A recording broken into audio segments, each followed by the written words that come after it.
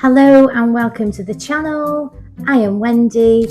This is Wendy's Pet Salon and this is my little home grooming salon at my home.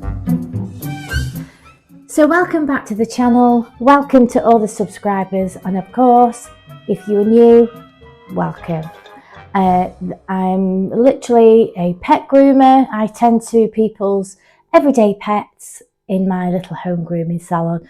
And if you follow the channel, you know that I've been grooming since the 90s, sometimes off and on when I've had my children and things like that. And I have done all the jobs in between, but I've always come back to this particular profession because it's something that I feel comfortable in and confident in. So, and I'll just share it with you. So, any experiences and things that I've picked up over the years, then I'm happy to share with you. I don't get paid to do it, and also, apologies for the microphones, that maybe not picking up my sound very well. Eventually, if the channel ever gets monetized and things like that, I can invest in better equipment that's going to video me better and make me sound a lot better. But as me just being a little home pet groomer, I don't have a large amount of funds. And plus, I've just got married and I'm still trying to recuperate back from everything that we've spent out over that. Because as we know, weddings are not cheap. So even though I did do mine myself, tried to save money, they still, the major things you have to pay for. So what I wanted to do is go over a little bit. I've got lots of hairs. This is my second take today. I did start talking and the microphones didn't pick up anything. They weren't on green. I can see them on green here now, that one. See, it flopped over. So I was talking to myself for a good 14 minutes this morning. Yeah. So I've got double the mics on here. So hopefully I'm blasting out today. Please do let me know if I am. Hopefully you'll have to turn me down today. So anyway, I just want to go back over what I was saying about the equipment. I did a bit of a deep-ish dive. Just some of the things I've used over the years, some of the things that I use, some of the things that I like, blah, blah, blah.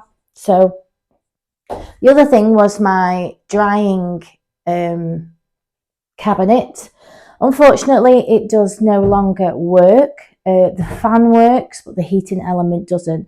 The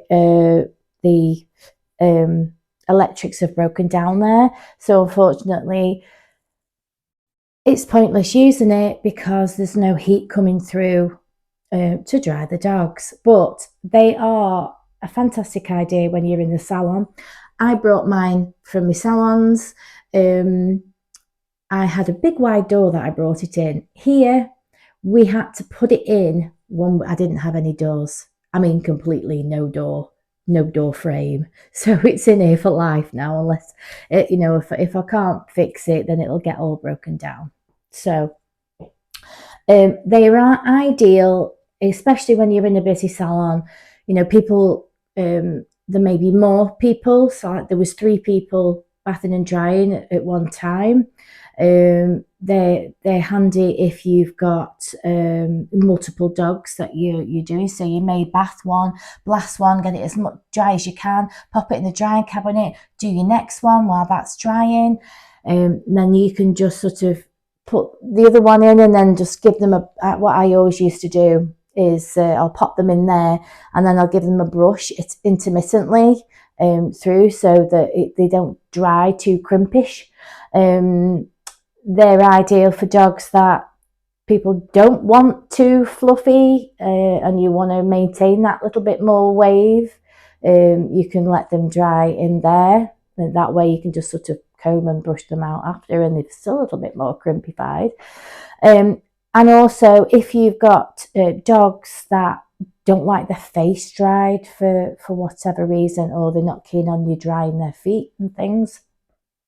So if you dry them as much as you can and pop them in there, and then I'd set my timer. So you can set the temperature on that as well. So I used to set myself a little timer. It's on a little magnet there that just sits inside the, I'll show you the front of it after. Yeah, it tells me the temperature on the front, and I can set my temperature on here. Yeah, so, and what I do is set myself a 5-minute timer, 3-minute timer, whatever I need to do.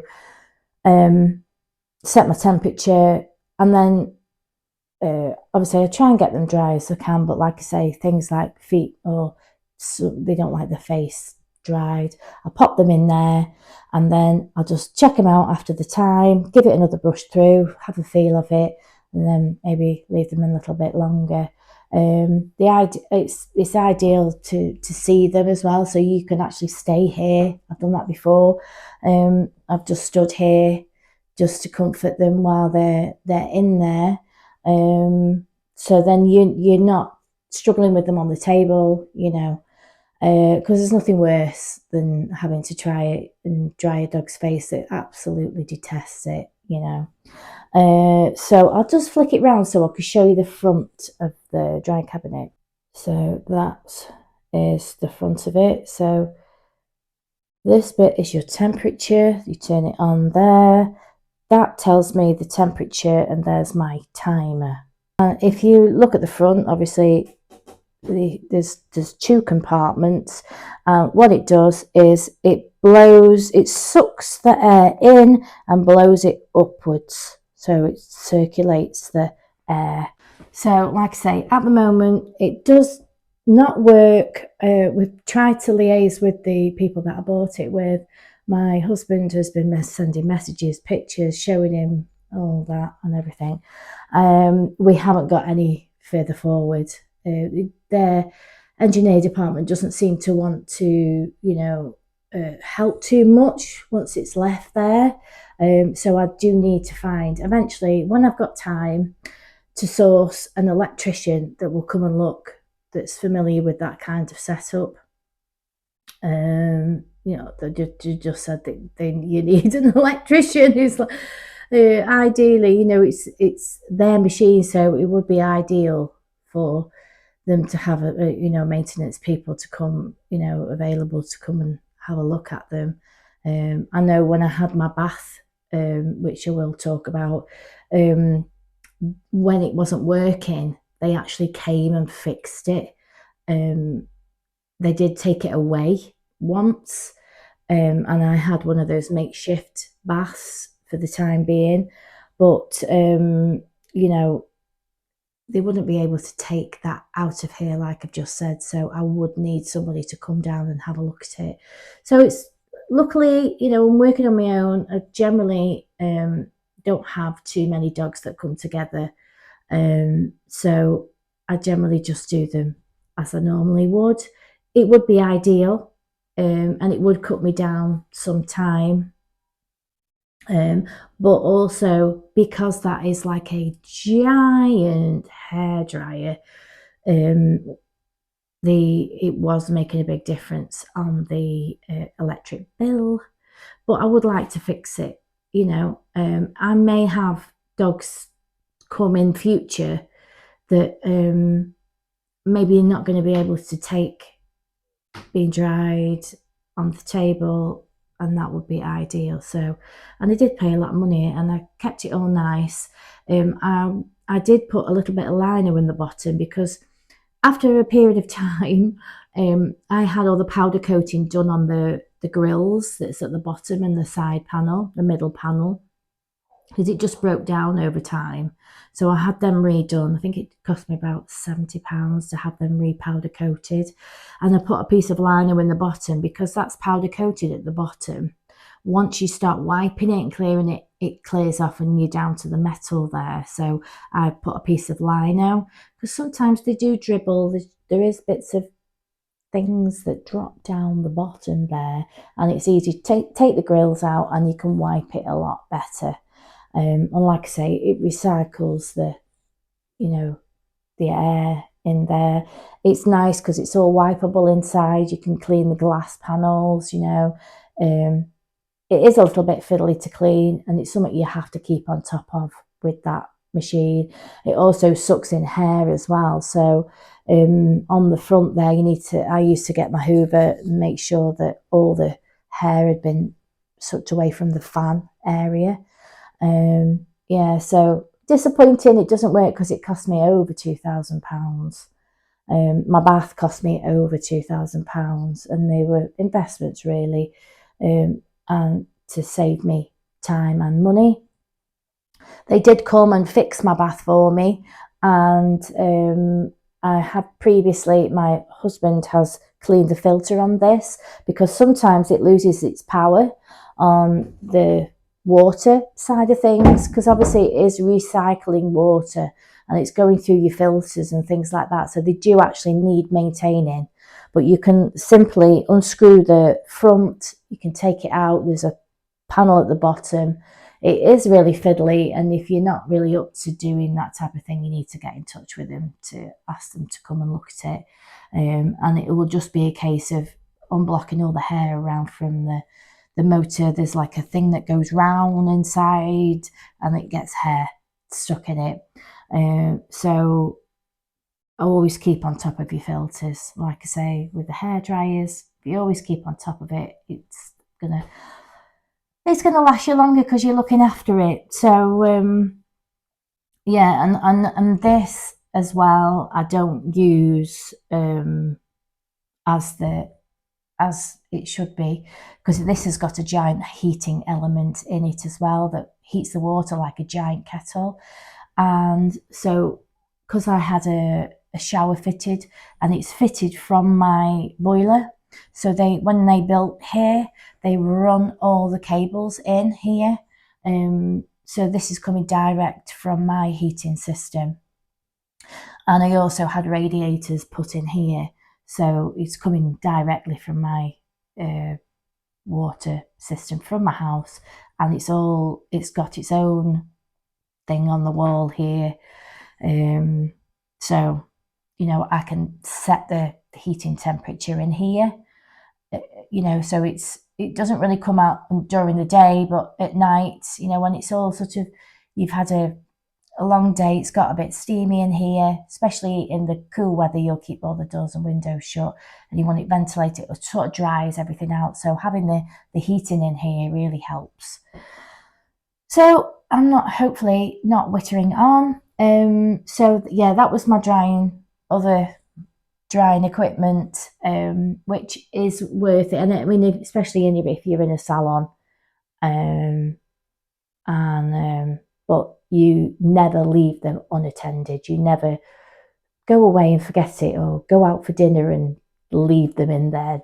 You don't do silly things like that. You always use that as it's a luxury thing, and it's it needs to be properly, that's a new word, it needs to be respected, so it is a luxury thing, and it does need to have special attention to it.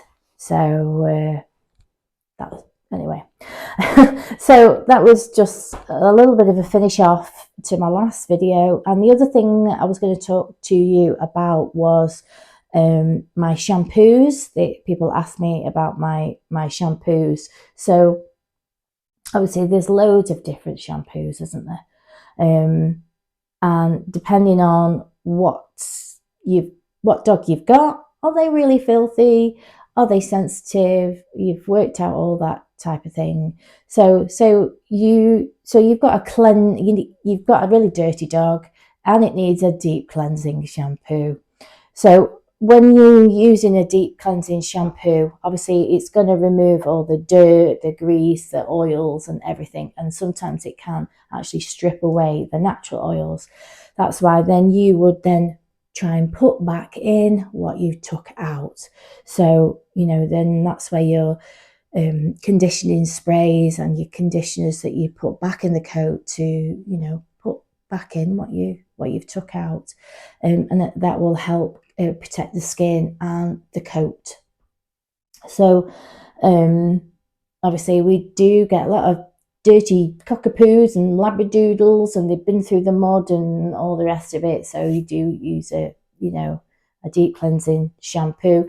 They are stronger, and they may contain fragrances and stuff like that. So you may want, if you've got a sensitive dog, then to go down to a mild shampoo, which is going to remove the dirt and grease and things like that, but not too much of the natural oils that they actually need, because they're sensitive, and that's sort of their helpful coating of, to protect their skin. So we don't really want to strip it back too much.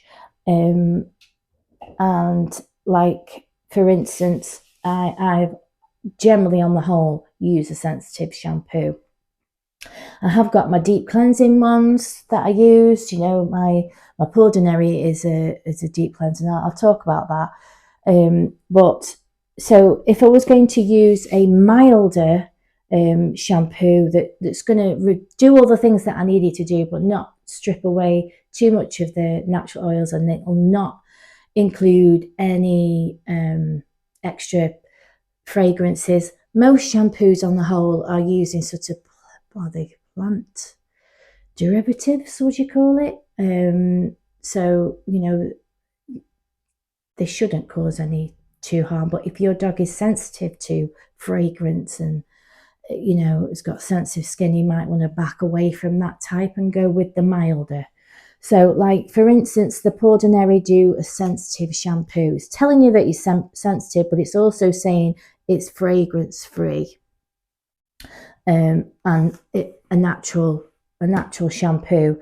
So that would help with your super sensitive dogs. I have got the Pordonary, so I tend to use that as a deep cleansing, and also for the dogs like my cockapoos and my curly coats, I tend to use that. But then obviously put a spray in there. So depending on how the coat feels afterwards, I put the Mother Fluffer 10-in-1. So I'm putting some stuff back. If I think it needs a bit of extra conditioner, then I have got other little bits of conditioner that I can do in the coat. Like, for instance, the Rapid Repair. I've got protein. I've got a bit of protein conditioner that I can use. I've got some keratin. I've got all that type of thing. So I'm just trying to finish off this shampoo and tools video. So you'll notice that I'm different in different stages. So today is actually Saturday. I did do my poodle video, and it's still loading. So hopefully you will have seen my poodle video before you see this. But it's having a time to load up. Would do, wouldn't it? It takes me a while to put it all together, and then it takes a while to upload. So we'd gone through the cleansing shampoo, gone through milder shampoo, and I was saying that obviously if it was a deep cleansing, then we always make a point of putting back what we've stripped out. So obviously the use of conditioners, or your 10-in-1 sprays, or whatever you want to put in. You might want a bit of keratin to help protect and make your ears straight. Keratin's great for straightening. Put in like protein,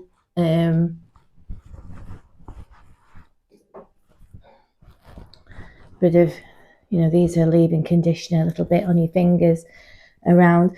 You've just got to assess the coat. Obviously, if it still feels a little bit, what's the word, greasy, you may need to go back with a soap bar and lift that grease up. I always find soap bars really good for deep cleansing. I have used plenty of deep cleansing shampoos. I've washed them 3 times, but it's still not broken down all the oil and grease, especially around ears and things like that. So I tend to use the soap bar first, and then I'll do a shampoo, and then I'll just assess the ear and feel it. Obviously, when you've done all your rinsing and things like that, you can do your thumb test, what I always do, making sure that they're rinsed thoroughly under the legs here, in the groin area where the shampoo goes down and it gathers, because you don't want to irritate this area. If you haven't rinsed it off, then that shampoo residue is going to settle there. So there's a big, there's lots to talk about. I mean, a lot of my videos, I'm bathing individual dogs, so I might actually talk about that dog's particular coat. Like sometimes if I'm doing my Bichons, I don't tend to put a lot of conditioner on because I want to scissor it a bit. But like the likes of the like the 10-in-1 spray still give me that little bit of conditioner, but it also helps volumize the coat and keep that crispiness, for a nice finish on the coat. Sometimes when it's too soft, say on a poodle or a Bichon, when you're using your comb attachments and things like that, it can be too soft and it's very floppy and it never looks quite even. So what shampoo and things that you're using on the coat really make a big difference on your overall groom. I hope that's making sense. So obviously then we talked about the cleansing, the milder shampoo for sensitive dogs. I'm just going back over because I can't remember what we did without going back. And then obviously you've got things like medicated shampoos and things like that. They are like antibacterial products in there, and it will just help the skin. So, and then obviously you've got insecticidal. So I do have some flea shampoo that I keep in, generally for my dogs. I might give them a little bit of a flea shampoo. A lot of the ones that we get here I find don't actually kill fleas. We used to have one called Ridosec and another one, there's a green one. If you remember what it is, put it down in the comments. JDCJ. Oh, I can't remember what it was, but that was really good. But it's very hard to get hold of. I'm not even sure whether they do it anymore. Ideally, all the customers that come are treated regularly for fleas and ticks. They have their tablets or their spot on treatment. So generally in the salon, I don't groom animals with fleas. If they come and I can see evidence of fleas, that you can sometimes tell on the coat, like around the base of the tail, they look a bit sort of bitty, gritty, they may be scratching. I'll have a quick look, and if I do see, I'll check, use the flea comb on some tissue paper. If the tissue turns red, you've got your flea dirt.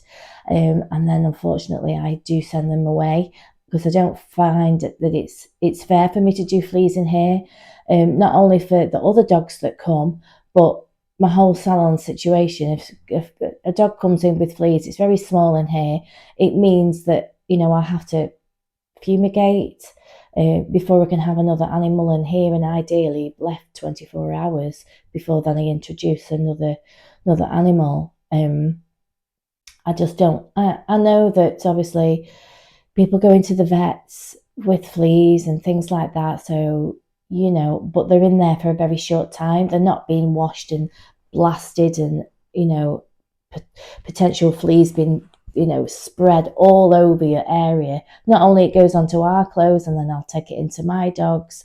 I just don't like that. I've had a cat last year that I no longer do, just kept coming back with fleas. I mean, it was horrendous. I had to take my clothes off out here in the hall. It's not a hall, in the passageway. To take my clothes off, run upstairs and get in the shower, and they were still on my skin. So that just goes to show how far they get through into your clothes. And I hadn't even groomed the cat. I'd only got it out the box to look, and they just came on me. I've got my apron and everything, and they still got me. And I've still got a scar on the back of my leg from where it bit me, one of them. So they're not pleasant. So in my ideal salon situation, I don't groom dogs with fleas.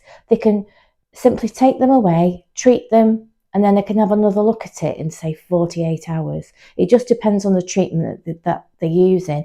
And if you, sometimes in the UK, we have a really bad sort of bout of it, and they just, no matter what you put on your dogs, they're just not going.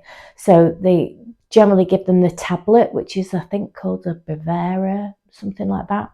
And that seems to be the one that actually does the job. But you don't just treat the dog, you have to do the whole house. Because obviously we know that eggs hatch, then they'll jump on, and it's the whole cycle again. So yeah, and then obviously you've got your veterinary prescribed shampoos. Now I do have sometimes veterinary shampoo given to me.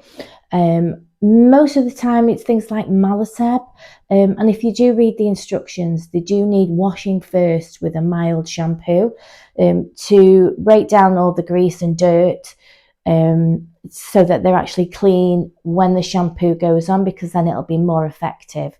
And you have to use it as prescribed. So it's okay me using it in the salon if I need to help wash the dog. But if it says it's got to be once a day for 7 days, that's what you need to do at home. And then if it says intermittently use it, then, you know, so that's how we do it. When I very, very first started, we used to use the wall shampoos, and I used to find them fantastic.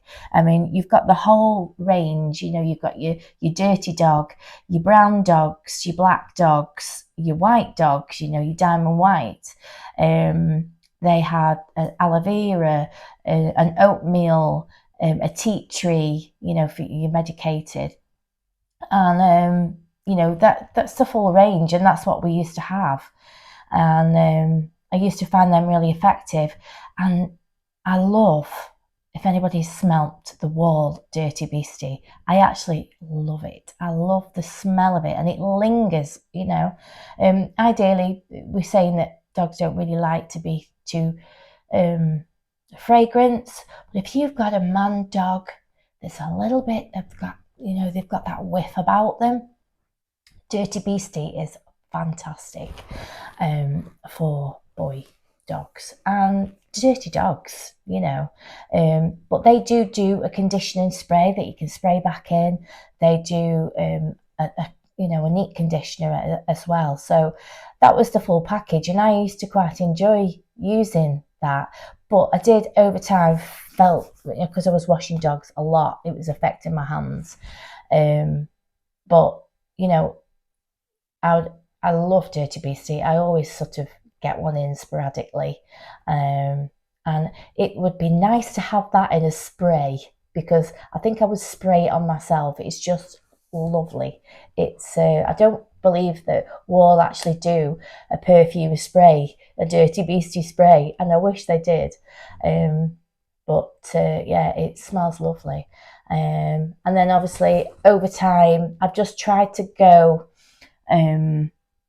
as natural as I can, you know, as kind as you can. I do like all the Best Shot shampoos and conditioners. I do love them. Obviously not very good for the carbon footprint, because it's got to come away to us, because it's American product. That's one I'm loving at the moment. I love the Pordonary.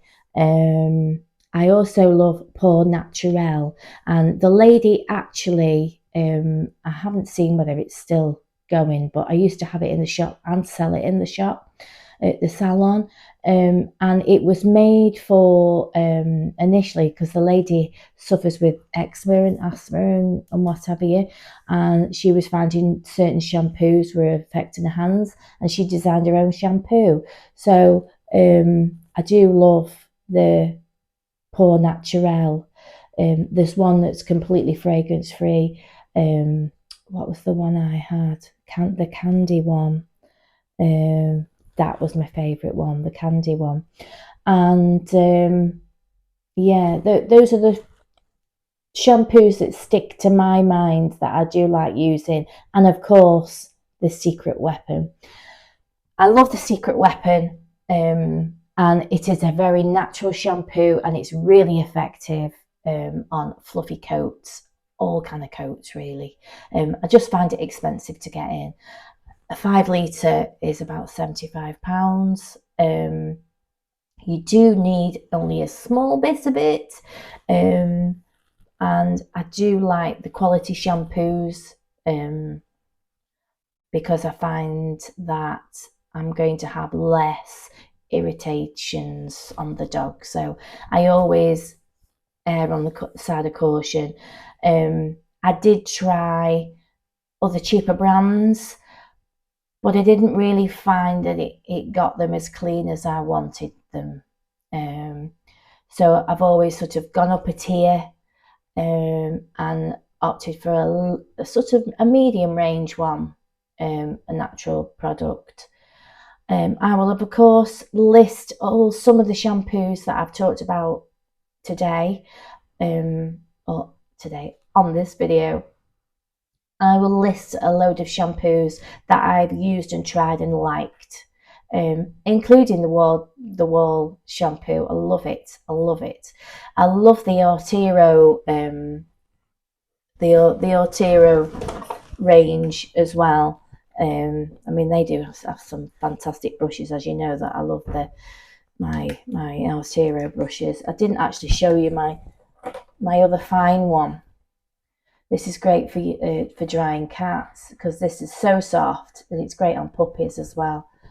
But they do a range of shampoos. Yeah, but they do a range of shampoos. But the conditioners that I love, because I just get these little ones and I just put a small, because less is more with these. And I also love this detox mask. I know that there's a certain few customers that go lots of walks, and that's great for getting all the pollutions out of the coat. They've been road walking and things like that, so sometimes give them a nice bit of a detox. I like a bit of a spa situation. Oh, I used to like the mud. I used to get a lot of the mud bath. That used to be really good, but I don't really do that many smooth haired dogs, and I haven't really found one apart from the Madrimore one that I really liked, and it is very expensive. So and the other thing that I love, I love doing the facials. This is my last bit of facial, so I'm due a shampoo order soon. I love a facial. There's all sorts. I will link some facials in the description. The Blueberry Facial by Spa, all their shampoos as well. I love the Spa shampoo. I love the masculine one. That is beautiful. So it's a shampoo for boy dogs, and it's just lovely. Sometimes it's quite hard to get hold of her. I like this also as well from MD10. I love all their shampoos. This one is for the yellow and the red staining, which sometimes see quite a bit of. So my first client has come, so I'm going to continue this in a little while.